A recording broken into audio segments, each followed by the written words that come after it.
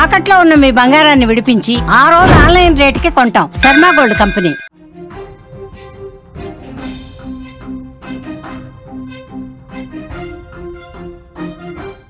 మళ్ళీ tsunami tension పట్టుకుంది. దక్షిణ అమెరికాలో భారీ భూకంపం సంభవించింది. డ్రేక్ పాసేజ్ లో భూకంప కేంద్రాన్ని గుర్తించారు. 7.5 తీవ్రతతో భూమి కంపించింది. చిలీ అంటార్కిటికాలో ముందస్తు సునామీ హెచ్చరిక పంపారు. అంటార్కిటిక్ భూభాగంపై తీవ్ర ప్రభావం కనిపిస్తోంది. సముద్రంలో అలల ఉద్రిక్తత పెరిగిన సమాచారం వస్తోంది. దక్షిణ అమెరికా దక్షిణ కొన మరియు అంటార్కిటికా మధ్య ఉండే డ్రేక్ పాసేజ్లో ఈరోజు ఉదయం సరిగ్గా 7 గంటల సమయంలో భారీ భూకంపం సంభవించింది. దీని తీవ్రత రిక్టర్ స్కేల్ మీద 7.5గా నమోదైంది. ఈ భూకంపం కారణంగా ఆ ప్రాంతంలో తీవ్రమైనటువంటి భయాందోళన కనిపిస్తోంది. చిలీ అంటార్కిటిక్ భూభాగానికి ముందస్తు సునామీ హెచ్చరిక పంపారు. చిలీ నేవీ హైడ్రోగ్రాఫిక్ మరియు ఓషనోగ్రాఫిక్ సర్వీస్ ఈ మేరకు ఒక బులెటిన్ను కూడా రిలీజ్ చేసింది. బేస్ ఫ్రీకి వాయువ్యంగా సుమారు 258 కిలోమీటర్ల దూరంలో 8 తీవ్రతతో ఈ భూకంపం సంభవించింది. సునామీ హెచ్చరికలు కూడా జారీ చేశారు. యునైటెడ్ స్టేట్స్ జియోలాజికల్ సర్వే కూడా తొలుత ఈ భూకంపం తీవ్రతను 8గానే నివేదించింది. ఆ తర్వాత దాన్ని 7.5కి సవరించింది. ఈ భూకంపం 10 మైళ్ళ లోతులో సంభవించిందని పేర్కొంది. సముద్ర గర్భంలో ఇంత లోతులో ప్రకంపనలు సంభవించడం వల్ల సునామీకి దారితీసే అవకాశాలు ఎక్కువగా ఉంటాయని నిపుణులు అంచనా వేస్తున్నారు. నిపుణులు అంచనా కట్టిన దాంట్లో భాగంగా అలలు కూడా ఉవ్వెత్తున ఎగసిపడుతున్నటువంటి పరిస్థితి కనిపిస్తోంది. చిలీ అంటార్కిటికా ప్రాంతంలో ప్రస్తుతం అలల ఉద్రిక్తత పెరుగుతోంది. అలల వేగంలో మార్పు కనిపిస్తోంది. సునామీ హెచ్చరిక ముందస్తుగా జారీ చేసిన పరిస్థితి. యుఎస్జిఎస్ ప్రకారం భూకంప కేంద్రం అర్జెంటీనా దక్షిణ నగరమైన ఉషుయాకు ఆగ్నేయంగా దాదాపు 700 కిలోమీటర్ల దూరంలో ఉంది. ఉషుయా నగరంలో దాదాపు 57,000 జనాభా నివసిస్తోంది. ఈ ఘటనతో ఈ ప్రాంతంలో ఉన్నటువంటి ఆ 57,000 మంది ప్రజలు తీవ్ర ఆందోళనలో ఉన్నారు. సముద్ర గర్భంలో చోటు చేసుకున్న ఈ ప్రకంపనలు సముద్రం అలలపై ఎలాంటి ప్రభావం చూపుతాయో, ఏ స్థాయిలో సునామీ వస్తుందో ఈ 57,000 మంది ఈ ప్రాంత ప్రజలు భయం గుప్పిట్లో కాలం గడుపుతున్నారు. గజగజ వణుకుపోతున్న పరిస్థితి కనిపిస్తుంది. అధికార యంత్రాంగం ఎప్పటికప్పుడు అక్కడ నిశితంగా పరిశీలన చేస్తోంది.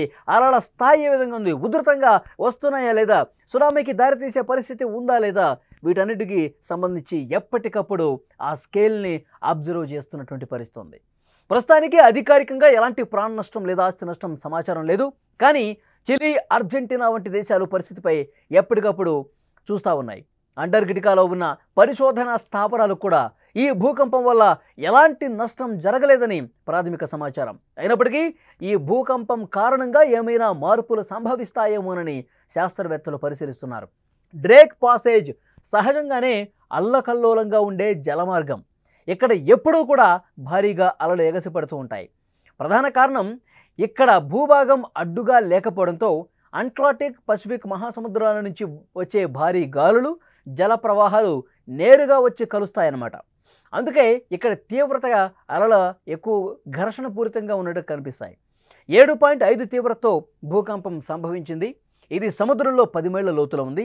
సాధారణ అలలకు తోడు ఈ భూకంపం ఏర్పడిన ప్రకంపనల ప్రభావం కూడా తోడైతే మరింత ప్రమాదకరంగా మారే అవకాశం ఉంది అని చెప్పి శాస్త్రవేత్తలు అంచనా వేస్తున్నారు. ఈ ప్రకంపనల కారణంగా అడుగున ఉన్నటువంటి సముద్ర భాగంలో ఉన్న శిలలో ఇసుక వంటివి పక్కగా జరగటం వల్ల ఒక్కసారిగా భారీ అలలు, సుడిగుండాలు ఏర్పడే అవకాశం ఉంది.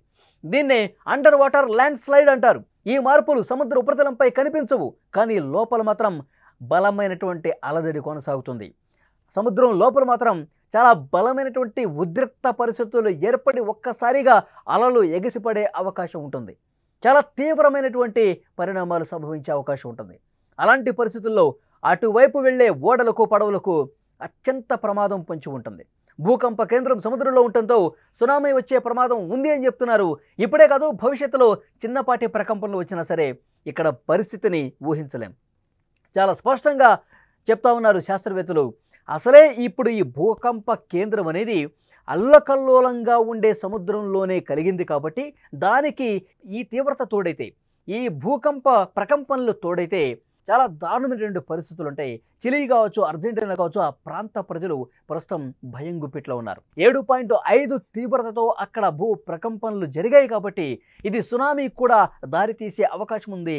ప్రపంచంలో ఎక్కడా లేనటువంటి ఒక ప్రమాదకరమైన పరిస్థితి ఇక్కడ ఉంది కాబట్టి అక్కడ స్థానిక ప్రజానీకం అప్రమత్తంగా ఉండాలి. స్థానిక అధికార యంత్రాంగం కూడా ఎప్పటికప్పుడు కనిపెట్టుకుంటూ ఉండాలి. సముద్రం ఏ క్షణమైనా సరే అల్లకల్లోలంగా మారే అవకాశం ఉంటుంది. డ్రేక్ పాసేజ్ అత్యంత భయానకమైనటువంటి వాతావరణం అక్కడ ఉంటుంది. వాతావరణ పరిస్థితులు అక్కడ ఉంటాయి. మామూలుగానే అక్కడ బలమైన ప్రమాదకరమైనటువంటి గాలులకు అలలు తోడై బీభత్సంగా కనిపిస్తూ ఉంటుంది. సో ఇది తోడైంది కాబట్టి ఆ 57,000 మంది ప్రజానీకం అక్కడ ఎవరైతే ఉంటున్నారో డ్రేక్ పాసేజ్ సమీపంలో, సో వాళ్ళు మరింత జాగ్రత్తగా ఉండాల్సిన అవసరం ఉంది. మరొక 24 గంటల పాటు శాస్త్రవేత్తలు అక్కడ అధికార యంత్రాంగం ఒక కంట కనిపెడుతూ ఉండాలి.